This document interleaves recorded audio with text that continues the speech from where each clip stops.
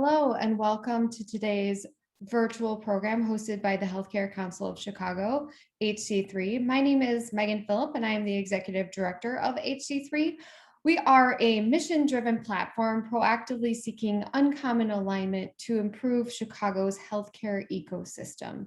As we continue to navigate what we're coming out of in COVID-19, HC3 launched the Transformation Series to address how we can leverage our collective resources to foster solutions and help rebuild communities.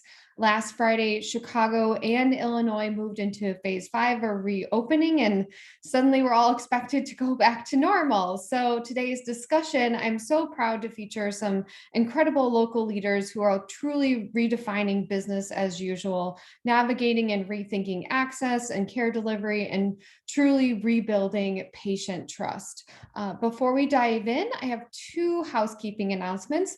This morning's discussion will be recorded and shared on our website, www.hc3.health, for later viewing and sharing. And as we hear from today's experts, if you have any questions, please just use the chat function at any time. It'll be seen directly by our moderator, who will do his very best to address those during the audience Q&A. Without further ado, I'd love to welcome our panelists and moderator to join us virtually by turning on their cameras and unmuting for today's discussion. Today's panelists are Dr. Julie Blankenmeyer, Senior Medical Director at Oak Street Health, Dr. Susmita Misra, who's the Director of Breast Cancer Imaging at University of Chicago Medicine and Radiology Partners, and Stephanie Wilding, CEO of Community Health. And today's discussion was developed in collaboration with our wonderful HC3 members, Radiology Partners and Jarrard Inc. And it's now my pleasure to turn things over to David Schifrin, Marketing Manager at Jarrard, to lead today's discussion. Thanks. Thanks so much, Megan. And thanks to all of you here, both participating and listening in. It's just great to have you here joining us today. As Megan said, I head up content and thought leadership for Jarrard Phillips, Kate & Hancock. We are a strategic communications firm, and we work exclusively with healthcare providers. So hospitals, health systems, health services companies. Basically, if you care for patients, then we're there. Our work revolves around helping providers communicate in moments of change and challenge and opportunity. And the underlying question that we help answer is, how do you get the right message out to the right stakeholders so that you're moving towards a positive desired goal and making healthcare better? And over the past 16 or so months, we've had the chance to walk alongside countless providers as they've responded to the endless and rapid fire challenges and so many changes that have been borne out through the pandemic. And now as they're emerging from it. And that sort of brings us to today's conversation. What is happening as we all emerge? There's a lot of positive going on. There are also some remaining challenges. On the positive side, again, we're emerging from the pandemic. It seems a long way to go, but a lot of big steps in that direction. We're seeing ongoing increasing vaccine uptake for providers. Non-COVID volumes are picking back up or have picked back up. Things like policy reimbursement for telehealth is likely going to be permanent. And then we've learned a lot of lessons on communication with our staff and our patients and our communities and the media. We're looking at alternative models of care that have been accelerated by the pandemic, and then just general operational efficiencies that we've in some ways been forced into. But of course, there are also the challenges and the negatives. The burnout that has long been an issue in our industry is continuing. We do have a long way to go with vaccine acceptance. We're seeing increasing scrutiny of provider organizations from the media and Congress. And in a year where the big story has been a medical story, a healthcare story, everybody in this country is now a healthcare expert, and that presents some challenges. So with that as the landscape, we're looking at these big questions, right? How do we move out of the intensity of ongoing crisis into normal operations, whatever normal might mean? While continuing to absorb and apply the lessons that we learned to best fulfill our mission and provide equitable care and support our teams. How do we do that in an environment where healthcare as a whole is, again, in the spotlight, seemingly more than ever before? And then really critically for this conversation, how do individual clinicians and caregivers connect with individual patients to help them address their needs and sort through all the noise and take important steps towards their health? So I'm really excited to hear from Dr. Blankmeyer, Steph, and Dr. Misra about what they and their organizations are doing, both philosophically as well as very tactically to accomplish that. They're all doing some remarkable work and have been, like so many of you over the last year and a half, just being really flexible and creative and quick to respond. So this will be a lot of fun. It'll be a great conversation. Please, as Megan said, do drop your questions in the chat and we'll do our best to work those in. And with that, let's start with where our organizations are today, jumping off from part 1 of this series on return to care and supporting our clinicians and staff. Let's look internally to see where our people are, our teams are, as they work to connect with patients. So for each of you, briefly just describe the state of your clinical teams. How are they? What's the level of burnout versus optimism? What are you hearing? And Dr. Misra, let's start with you. Yes, so I work in a breast center and we have inpatient and outpatient imaging. And early on in the pandemic, our clinician and staff burnout was obviously exacerbated by this pandemic. A large part of what we do in breast imaging is a lot of close contact with our patients. And we really had to make sure that we kept up our quality of care while actually ensuring the safety of our staff and our patients. So as we have been emerging from the pandemic, I am seeing a boost in morale overall with our staff and our patients as well. And largely it has to do with the fact that one, we're coming out of the pandemic. A lot of our patients are vaccinated, so they're feeling much better. Our staff is vaccinated, so they're in a much safer environment. But also we're listening to our staff. We're wanting them to be heard, and we want to know what's going on with them. And this helps them engage in the process right now. So we are continuously asking them, what things can we do to improve to make them feel safe while they're in the workplace? And I think this really has played an important role in improving their feelings of decreased morale and burnout. Thanks so much. Steph, let's go to you next. What are you hearing? What are you seeing? Yeah, I was reflecting as Dr. Misra was talking just about the journey we've been on in the last almost year and a half now. And, certainly at Community Health, we're the nation's largest volunteer-based free health center serving low-income uninsured adults in Chicago. So serving the communities that were hardest hit by the pandemic. So for our care teams, December through probably until the end of May, it was a lot, serving that community through the December and wintertime surge, and then going right into vaccine distribution. I would say, those two things combined, really, you could see the burnout on everyone. And Community Health recognized that and acknowledged that our care teams have been heroes, superheroes, and really had made an effort in the late winter, early spring to acknowledge the burnout that was occurring and to take proactive action to find time this summer to rest and reset, whether that was paid 4-day weekends, starting summer hours early. As a free health center, we have that kind of flexibility built into our model to be able to do that for the staff. And also just, acknowledging the burnout and saying that this is a hopefully once in a lifetime moment where we had to sprint to a place that we are now, and just to hold on a little bit longer. And I would say towards the end of May, we've started, like the other folks have said, we're starting to see that turn in morale. And that improvement, which helps us then to focus on this next phase of heading into a mid-pandemic, post-pandemic environment. Thanks so much, Steph. Dr. Blankmeyer, how about you? I would pretty much echo what was just said. I think the stress level was very high as the pandemic was hitting, and none of us honestly knew what to do initially. I mean, from the federal level to the local center level, it was a new situation for all of us. I think some things that helped Oak Street is we are a very large primary care organization. So we have over 90 centers across 14 states, and it's all primary care. So we are all in the same boat together. And the neat thing about our organization and the people working for it is that we're all mission driven. So in a certain sense, this asked us to be our best selves and really live out the mission that I think a lot of us went to medical school or nurse practitioner training, all of that. This was our moment to shine.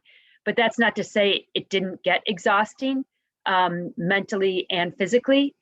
And a couple of things I know our organization did that was so helpful. They quickly put in added flex hours so that people could address childcare issues, which was, huge for everybody. Now my kids are home and I'm still trying to be a professional, and probably the highest stress time for both. And they had other benefits going, to help people find childcare, things like that. And then I think, as importantly, as primary care physicians, we had each other. And I think myself, if I was out in a isolated practice, to try to figure out the right things to do and to switch to telehealth would have been virtually impossible.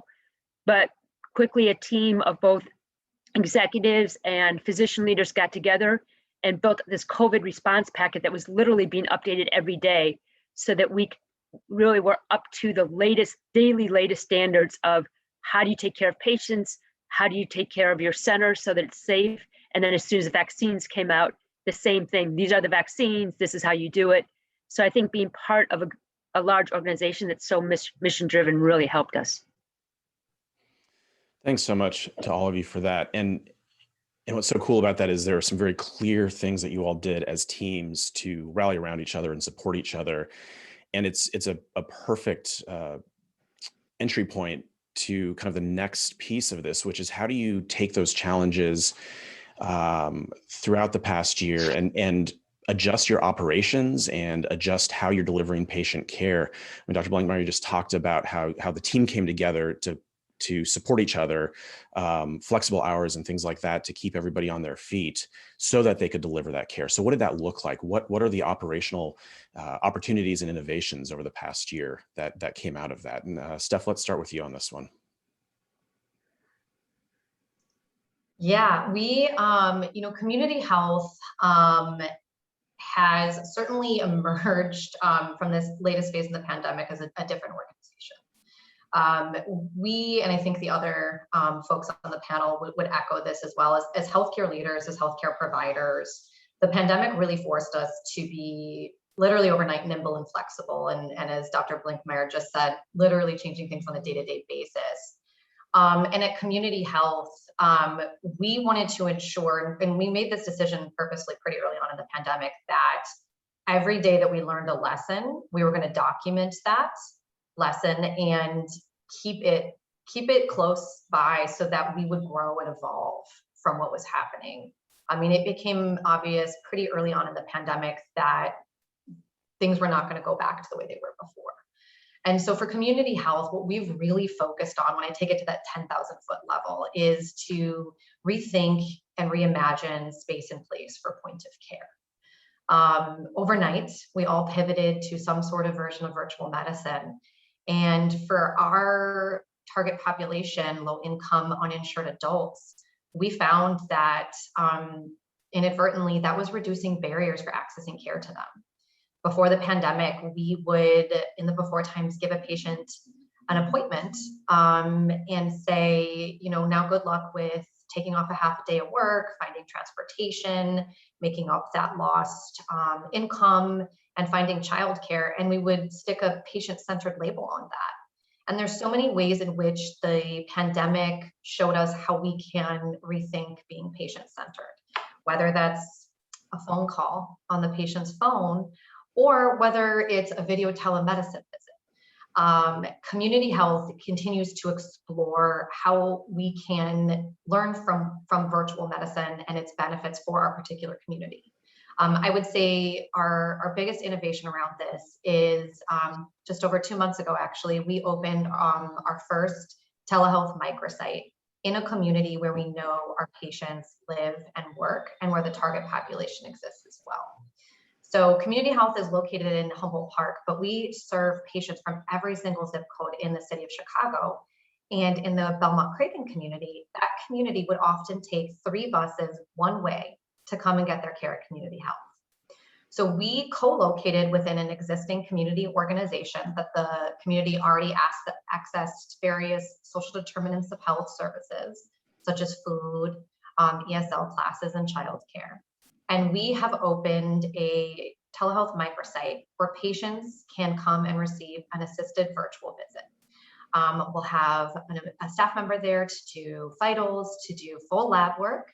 So now patients don't have to travel 6 buses round trip to get their lab work. And then they'll be roomed for a video telemedicine appointment with one of our providers. And by placing this technology in the community, we're continuing to think through the barriers. So telemedicine is great. Virtual medicine is great. There's so many ways in which it works. There's a lot of ways in which it doesn't. And until we have, for example, universal broadband access, low income communities are going to be at a disadvantage for accessing and utilizing telemedicine.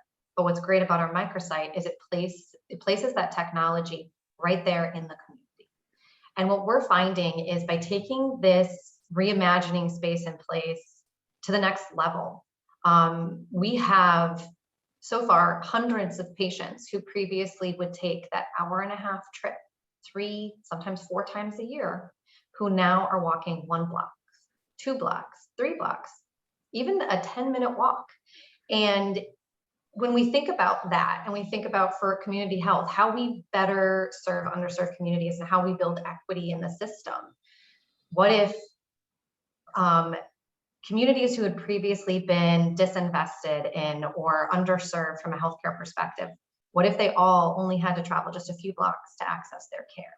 And so that's where community health is going in the mid to post pandemic environment. Is we're going to continue evolving, continue pushing ourselves around rethinking and reimagining space and place for point of care, so that we're meeting our patients where they are and no longer asking them to meet us where we are. I love that stuff. Thank you. And just flipping the idea of access, as you said, from them coming to us going to them. That's fantastic.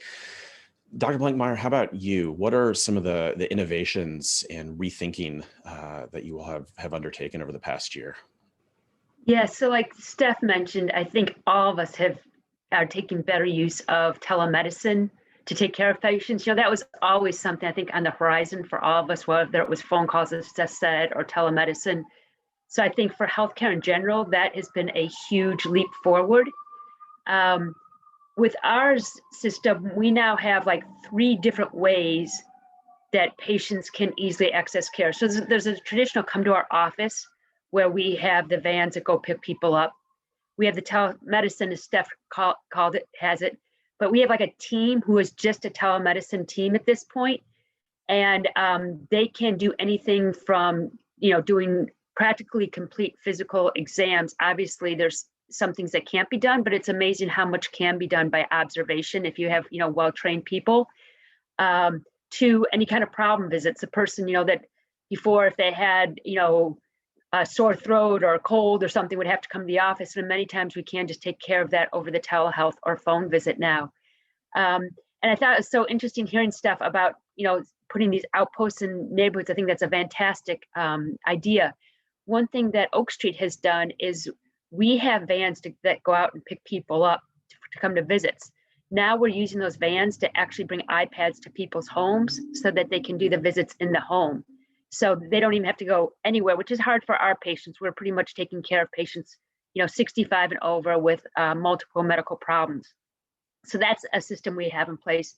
And then we also have Oak Street at Home, which is a group of providers that provide home care for patients all the time.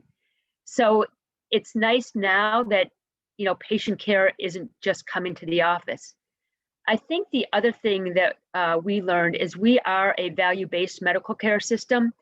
So for me, being in the system has always been advantageous because that means I can see patients as often as I want, do appropriate labs, and I'm not running up a patient's bill. That's just all part of our care to try to give the best care to the patients.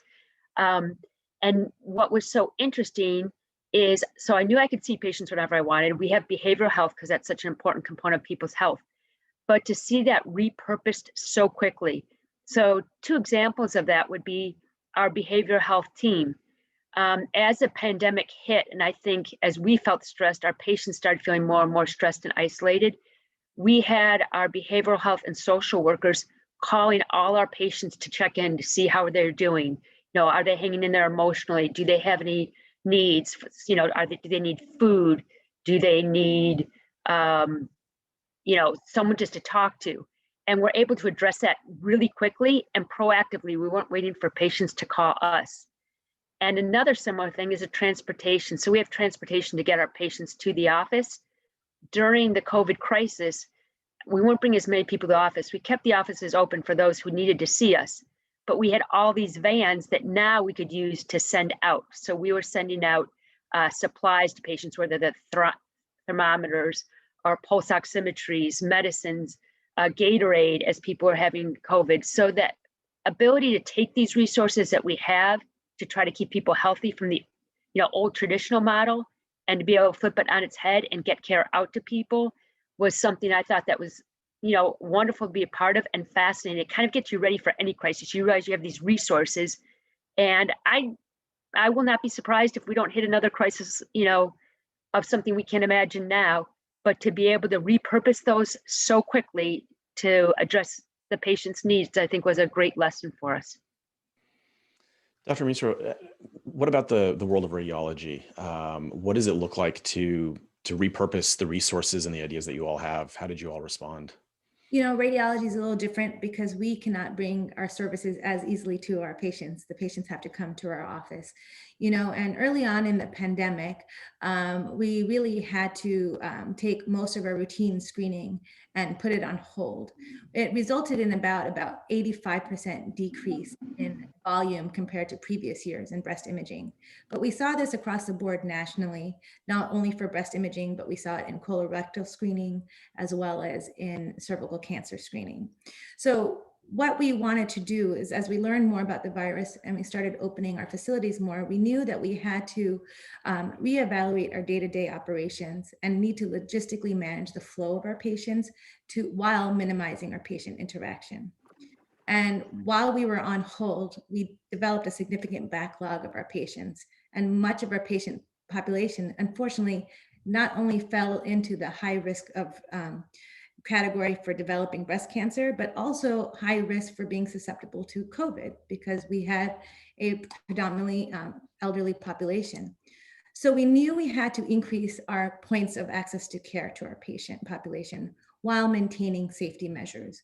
And so pre-pandemic, we used to have several screening facilities where patients would only come for purely screening mammograms. What we did is we opened up some of those facilities and increased them to and added diagnostic imaging to those locations. So in this new model, while we opened up the screening sites and added diagnostic sites, we were allowing patients increased access of care. And we used our telemedicine platform to discuss results with their patients. This really helped two things, obviously increasing access of care to our patients, but also allowing for physicians to work remotely who could provide that care, because we only have a limited number of physicians that can really do things typically on site. So really, I think this is going to continue to evolve with time and is here to stay. And it's been really great for our patients. Thanks so much. So one of the recurring themes across each of your comments was certainly telehealth. And we just got a question from Greg, thanks for that, asking about issues around privacy with telehealth. And so Steph, I know that you all have this microsite set up, so I'm assuming that there's some privacy kind of built into that. If you've got any details there, I'd love to hear it. But in particular for Dr. Misra and Dr. Blankmeyer, how have you all approached that and sort of helped patients get through that potential barrier? I'll just jump in. So with the patients that I did telehealth with, you're right that we almost had to have a relative get the patient on telehealth because our patients tend to be older, not as used to technology.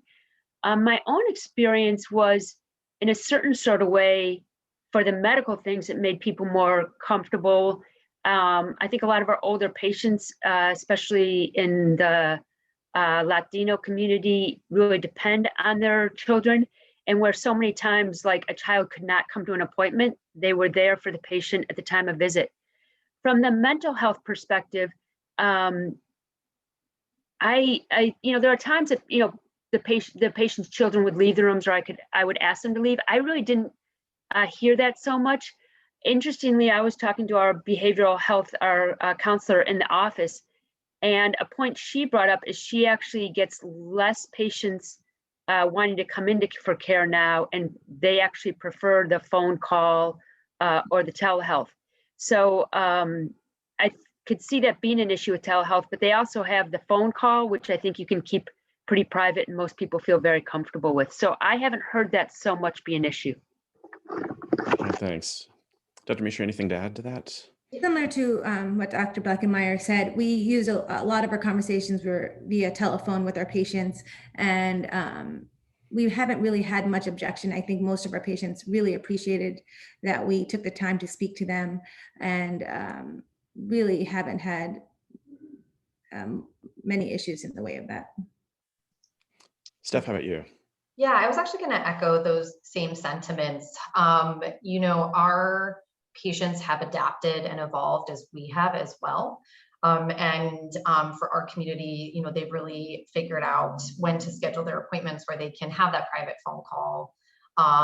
You know, I think even some of our providers have commented though for the medical appointments, you know, their patients are now at the grocery store doing their medical appointment by phone. And I'm sure the doctors on here can echo some of that experience.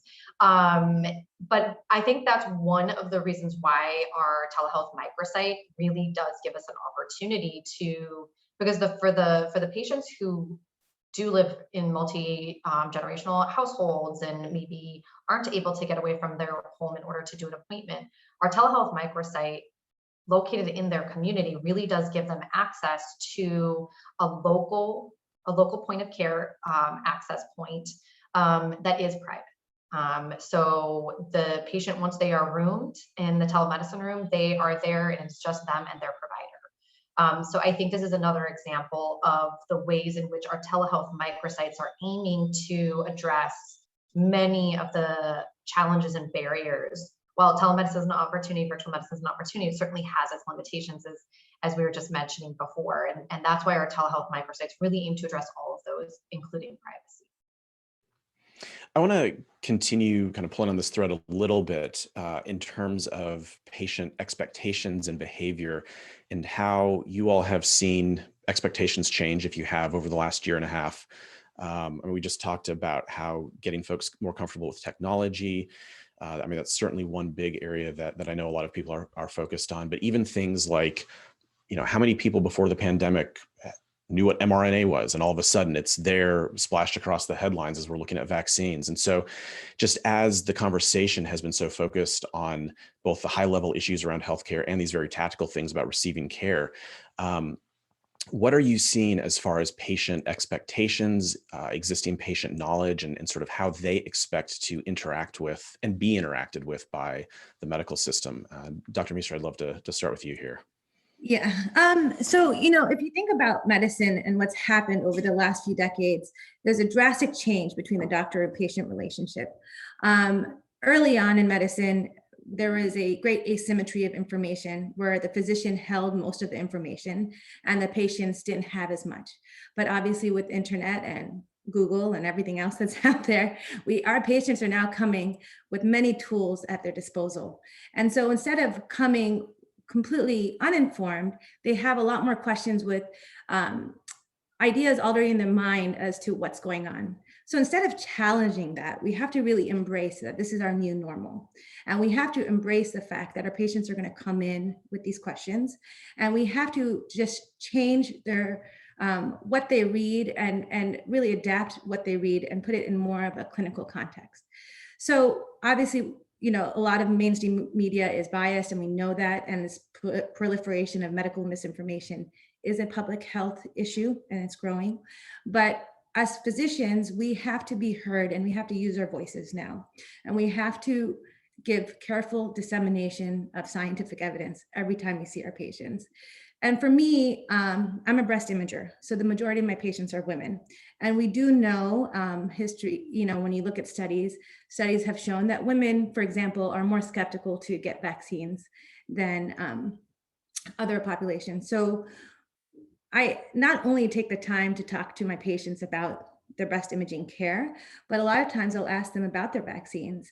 And just by a simple conversation, telling them about the science behind the vaccine, how it helps them, and how it will affect them and their family, I see a huge change from the patient's initial hesitancy to get the vaccine to saying, well, how come no one ever told me that? It's not on the TV. And really for them to accept the vaccine. So it's really what I've learned over the years is that can't fight it.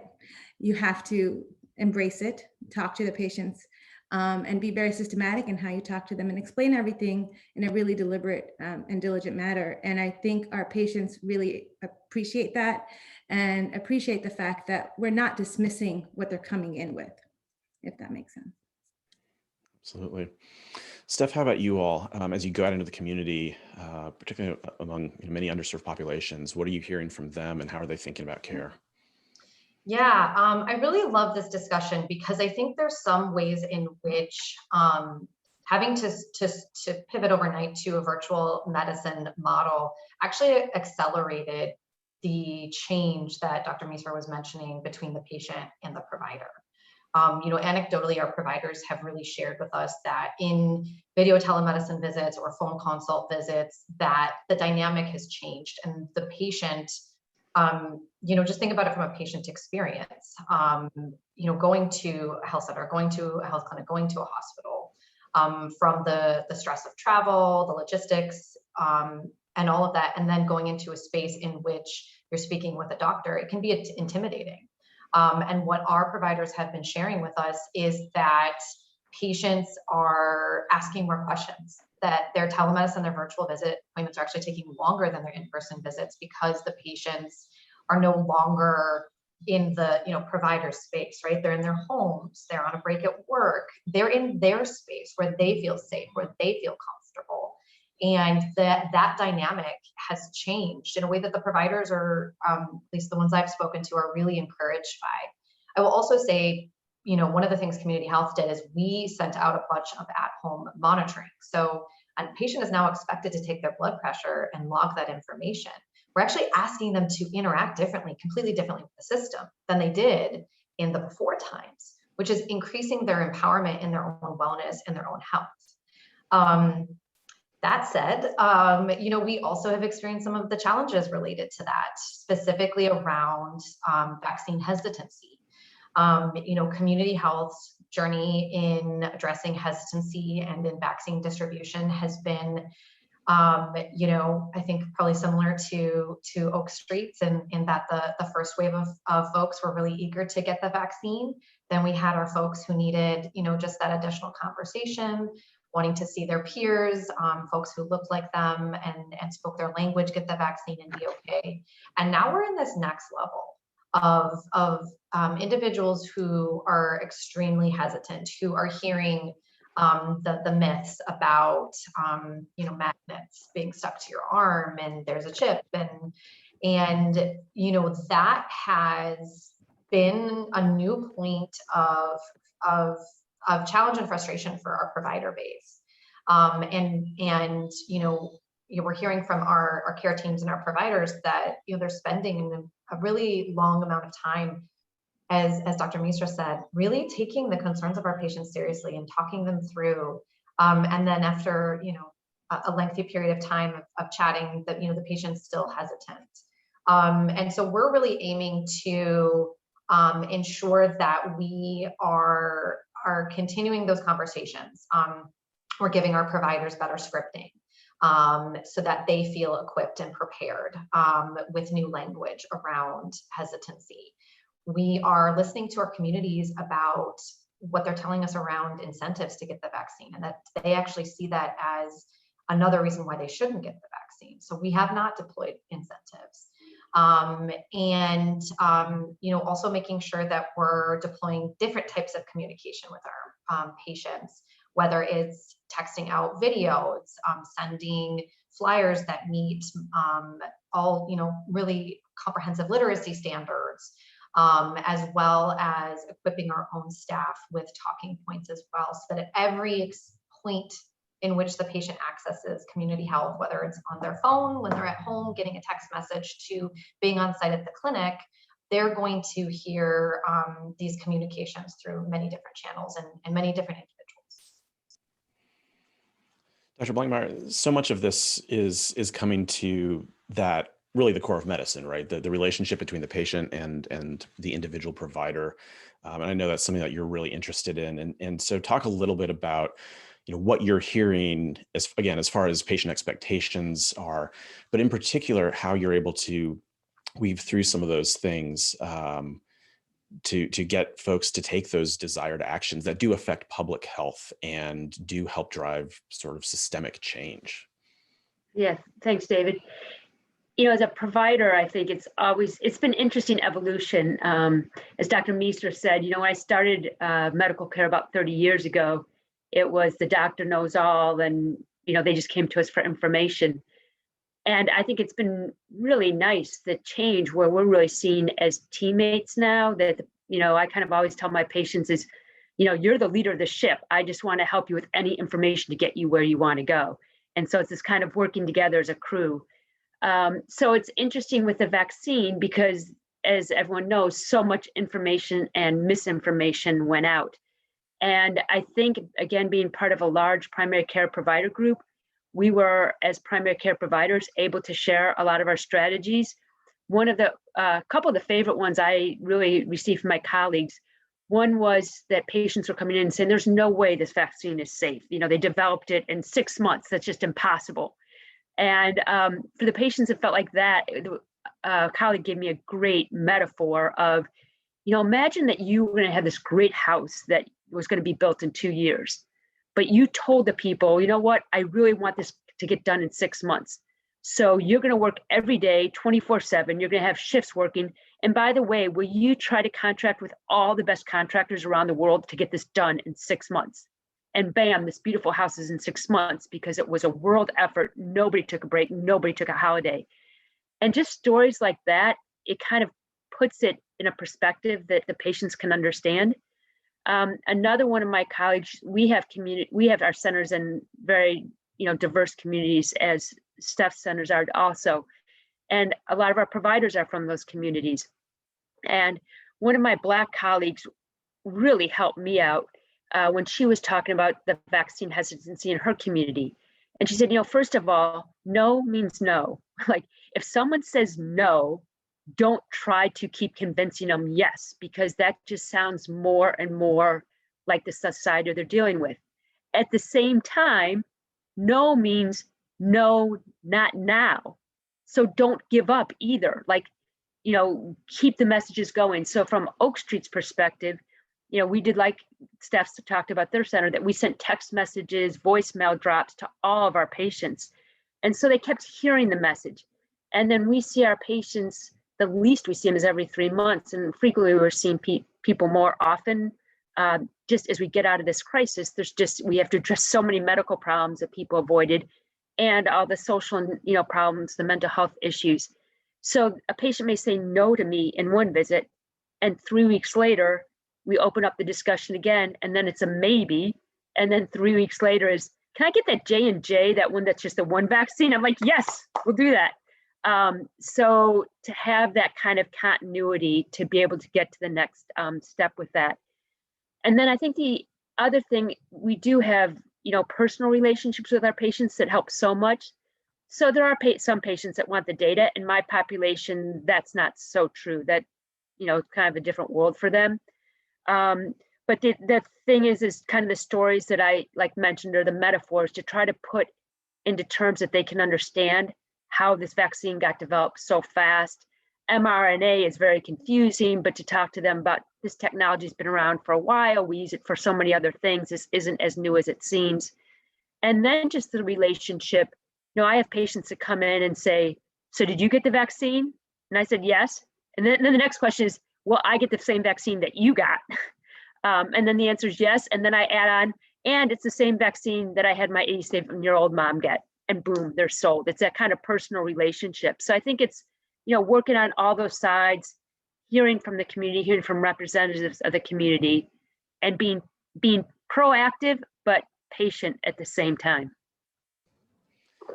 Thanks. The vaccine issue is such an interesting one because it is its own thing, right? It's a standalone issue that we have to deal with, but it also represents, I think, so many larger questions and concerns and in just healthcare communications in general, right? And so I'd be interested in hearing what you all think as far as applying some of those lessons about helping folks receive care just for more general things. I mean, as I'm a very habit-driven person, right? If I'm in a rhythm, then that's great. So every 6 months or whatever it is, going to the dentist, everything shuts down. I'm out of the habit. I haven't been back. I got to get that done. So even simple things like that is a potential issue. But then there are really big issues like diagnostics and follow-ups and screenings. So how do you use those lessons that you're applying towards the vaccine to get people back for just routine care? And Dr. Meester, I'd be particularly interested in hearing what that looks like in radiology for diagnostics and screening. Sure. What we learned with actually, there have been several models that have been put out over the past few months that really are looking into what the pause in screening, mammography, colorectal cancer, and cervical cancer will do as our in early detection and patient survivability. And so what the National Cancer Institute recently talked about a model that said a 6-month disruption in care and screening and treatment of breast and colorectal cancer will result in 10,000 excess deaths in the next 10 years. A similar model actually that was done in Canada, only speaking to breast cancer screening, talked about a 3-month interruption in breast cancer screening will result in 7% decrease in breast cancer detection. Similarly, a 6-month interruption in breast cancer screening will result in 14% decrease in cancer detection. So what this tells us is that we can't stop medicine when we have our next, global crisis. And we really have to really work on finding ways to get our patients increased access to, especially for us, increased access and points of care to get their imaging modalities and not having cessation of care. And a lot of this is going to have to do with community outreach, going out and talking to our patients, letting them know that we have made changes in our imaging centers to have them safely come to our offices and get their imaging as well. So a lot of it is going to be discussion upon discussion and actually going out into the communities and letting them know what's going on. But what we really have learned from all of this is that, this happened one time, but we can't let this happen again. And we really need to put the processes in place moving forward and continue to evolve to really have better care for our patients. Thanks very much. Dr. Blankmeyer, or Steph, anything you'd like to add there? I just like to talk about, the importance of keeping communication with patients. I think some places closed down completely during the COVID pandemic. And I think you lose so much then, like you're talking about, David, with habit and such. And I think everyone here talked about how they figure out a way to keep in touch with patients. And I know for our model, the least often we are keeping in touch with patients is every 3 months. And we also take this sense of responsibility for our panel of patients. So for example, at my center, I, as a 50% physician seeing patients, have about 300 patients that I'm responsible for. So whether or not they actually come to the appointment in the office, I had a patient that did not come 2 days ago, but we'd prepared everything that we needed to get addressed at that visit. So you call them up and say, okay, you do need your mammogram. So we're sending out your order for the mammogram. If you can get it scheduled, the colon cancer screening, we can either send out an order for you to go get your colonoscopy, or we can send a fit card to home, which were all things we were doing before. But I think we're even being more proactive because, as Dr. Meester said, we're behind on some of that stuff for patients. And so trying to do everything we can to have them be able to access appropriate care. Again, it doesn't mean they necessarily have to come to the office. Yes, we love seeing them and we can probably give them some more comprehensive care, but the fact that they don't come to the office doesn't take the onus off of us of, taking care of them. Thank you very much. Steph, jump in. Yeah, I would echo what both Dr. Misra and Dr. Blankmeyer have stated. Community health is like Oak Street, making a really intentional effort to have, as Dr. Misra, you said, those conversations one-on-one with every single individual that are so critical. We are staffed primarily by volunteer providers, so we also have taken it a step further and have really built a quality approach where we are making it so easy for the providers. They know exactly, walking into that visit, what our patient needs, what they, from especially colorectal and breast cancer screenings, where we're able to also make sure that the care teams are able to have those conversations very easily. The providers don't have to hunt and pack for that. So that we can have those conversations, get those orders in, and begin to make up for the ground that we lost. I think community health, like probably Oak Street and Dr. Misra, you guys we all have our stats on how especially preventive screenings were impacted with the closures at the start of the pandemic, and really working hard to make up for lost ground and get that early detection done. So excuse me, Dave, one thing I just wanted to add real quickly, I think that reflects kind of the dedication of all the providers. At Oak Street, as everybody come from March through to about August, September, we were behind a lot of those screenings, but I think the intensity of the mission at hand and now having the tools at our hand, we actually finished the year with higher screening rates in 2020 than we ever did before. And I think that reflects all of us like being so mission driven, responding to the crisis, and never waste a crisis. We kind of had new tools at our hand to do things that we hadn't thought of doing before. So I think, when I listen to everybody, I think we all are providing better patient-centered care because what we went through and what our patients went through. Thanks, Dr. Blankmeyer. It's what you just said is perfect to sort of move us into this last little section here around almost circling back to the first part about the energy versus the burnout, and how you all as providers and leaders running teams and seeing patients, how you're just dealing with all of this. So you all described new programs or change programs, you're spooling up new tools. And Steph, you even mentioned how you're making it really, really easy for your providers to do things. So you're taking the burden off of them, but that also means that there's work involved in getting it to a point where it's easy, right? So behind all of this is so much work. And again, we've already talked about the noise surrounding healthcare, the information, the misinformation. So I would be curious to hear from all of you as individuals, how are you navigating this and finding the time and the energy and really remaining focused on your mission so that you can support your teams, you can support your patients, and you can keep the lights on at your organizations. Steph, let's start with you on this one. We'll talk about a big question, right? That's the question. And, I'm eager to hear from my fellow panelists on this because I don't think anyone has figured this out completely. I think in some ways I would say that as a leader, I'm just getting to a point now in the pandemic where we can really think about the building of the sustainability of that. And I apologize, there's a siren going by.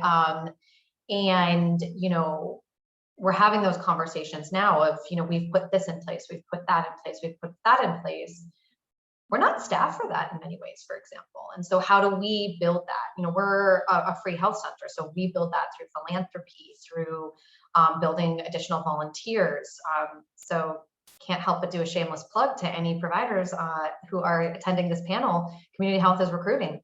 But building that stronger framework for sustainability of these changes that we've put in place. When you think about it, for me as a leader, I had to bite off the pandemic in the phase that we were in while also trying to keep in mind where we were heading. So March of 2020 was chaos. right? Organized chaos at times, but some days not. We got a little reprieve in the summer, then we went right into a surge, and that phase was around testing. That was around keeping my staff safe. That was around making sure we had tight protocols because a lot of folks were sick. And then we went into vaccine distribution phase. So there's a lot of ways in which I think as leaders, me as a leader, I would say, if we're talking from an individual basis, where I now have the space and the bandwidth to join up with my team and really think through the sustainability of this. At community health, even as we were leading through each of these phases that I would take in chunks, we were doing a lot of change management work with our staff, ensuring that they not only understood the why and what we were doing, but they also saw what's in it for them, right? And what was their role in all of this. In some ways, we did that really successfully in some areas. In other areas, we certainly learned a lot. And so, what that looks like, I'd love to come back in a year from now and tell you exactly, where we landed on that. But I think what we're really taking away from this, though, and something that I can tell you will not go away regardless of how we build up the sustainability and the bricks and mortar around the sticks that we've built so far, is, community health from a thought leadership perspective is going to maintain something that we did throughout the pandemic, which is to continue to be nimble, continue to be flexible, and continue to challenge ourselves as leaders around how we're doing something, to ensure that we are constantly reassessing what it means to be patient-centered and continuing to evolve and grow, both as leaders and as an organization, so that we continue to meet our patients where they are. Thanks, Steph. Dr. Blankmeyer? First, I want to say, I think in general, we all feel greater appreciation for each other as colleagues and teams. And our patients are so happy now when they do come in the office. It's kind of been a social outlet for everybody. So I think taking that huge, breath of fresh air, both as a provider, as a community member, I think has been amazing. I think some of the things that we have done in addressing burnout, and still an issue, right? We just all ran a very hard marathon and we're kind of in recovery phase, but we can't just, back off. But I think there's a lot more focus now at Oak Street of work-life balance for providers and for teammates. And there's a lot more resources in place as far as I mentioned before, childcare, mental health, just having opportunities to partake in different programs and groups and things within the organization, as well as just even physical health. So I think, in a way, all the benefits and support services have been ramped up for our teammates to try to help that burnout. And I think we feel more as a team. But I think it's still going to take some time to kind of both unwind, but we all, as we talked about, have to stay innovative. Like that sense of innovation, that sense of responding to a crisis, we don't want to lose in a certain sort of way, because it did prove how nimble we could be. And I think the danger is we're like, okay, we're pretty much back to normal, and we're not being pushed to do what we just did at COVID. Like a lot of the things we just talked about, we all know we should have done about 5 years ago, right? To make it more patient-centered. So how do we kind of both support providers and teammates and take a break, but don't lose that sense of innovation that a crisis made us do? Thanks so much. Dr. Mishra? One thing that the pandemic obviously did is it massively disrupted our healthcare system, but obviously highlighted the huge gaping problems within our healthcare system. So as we reflect back, I think, on this past year and look at it, obviously we put Band-Aids on a lot of things and try to fix them as we went. But now we have to look back at it as a whole picture and how to really fix it from top down. From an infrastructure level to, a more microcosm level, of each individual practice. And what I have learned really from this is we really have to continue to progress in our innovation of care. We really have to double down on our digital technology, our digital infrastructure. I think Stephanie mentioned access to internet. I think there's about 50 to 150 million people without high-speed internet in our country. And unfortunately, a large part of them are in the rural areas where they also have physical barriers to accessing physicians. So we have to allocate resources to that to continue to really allow for greater access for our patients. And so as we sit down and look back at the pandemic, we have to continue to forge ahead with really, helping build this digital infrastructure. We also have to work on breaking down these silos of healthcare systems that we have. Early on in the pandemic, I think people would hear on the news, you would have one hospital system that was inundated with COVID patients, and a neighboring hospital had not very many COVID patients at all. And a large part of it was the siloing of our systems and the inability for the hospitals to communicate. I'm part of Radiology Partners. We are a federated group of 3,000 radiologists across the country. And what that means is we're able to gather our data, analyze our data, see what works, what doesn't work, and implement best practices. And so I think we have to take that same concept and put it on a larger scale and continue to learn more about how we can change things moving forward. And lastly, we really have to improve the overall health of our population. We have to put the care of our patients in their hands. Before, it was a doctor-patient relationship. The patient would come to us, we would solve the individual problems, but like Dr. Blankenmeyer said and Stephanie said, we really have to put the care back in their hands, make this a relationship, less of a moment-to-moment experience. And so we need to take all of these things that we've learned and allocate our resources to work with this moving forward. And I'm lucky that I'm part of a practice that does have these forward-thinking processes in place, but really we still have to continue working with this to achieve better care for our patients. Well, thanks so much. It's a fantastic place to leave the conversation. Thank you to all of you so much for that insight. And yeah, we'll leave it there. Megan, that is all I've got. One question is if anybody has follow-up questions, and I know that there was one that came in about burnout and we sort of touched on that, but if you have kind of follow-ups on the specifics on the magic wand question there, how do folks get in touch and what's the best approach there? Otherwise, thank you to you, Dr. Mishra and Steph and Dr. Blankmeyer for the work that you're doing and your thoughts today, your time. It's just been a fantastic conversation, and best of luck to all of you as you continue. Thank you so much. Yes, I want to just first thank you all for joining us this morning. Thank you, David, for leading this discussion, and to our panelists, Dr. Blankenmeyer, Dr. Mishra, and Stephanie. Thank you so much for sharing your expertise and your time. I know how busy we all are, so appreciate this critical conversation. If people do have follow-up or anything, you can always reach out to me directly at Megan, MEGHAN, at hc3.health. You can also do it through our website, www.hc3.health, which is where I also will redirect you to find out more about future events that we're hosting. We're still virtual for most of the summer. Hopefully, maybe later this year, you'll be hearing about in-person events, but that's where you can check on our events page. And the recording for this, along with a recap, will be available in the next few days under Insights on our website as well. And you can always just check back there whenever you need to get more resources. Thank you all again so much. Have a beautiful and wonderful day and enjoy the rest of your week. Bye now.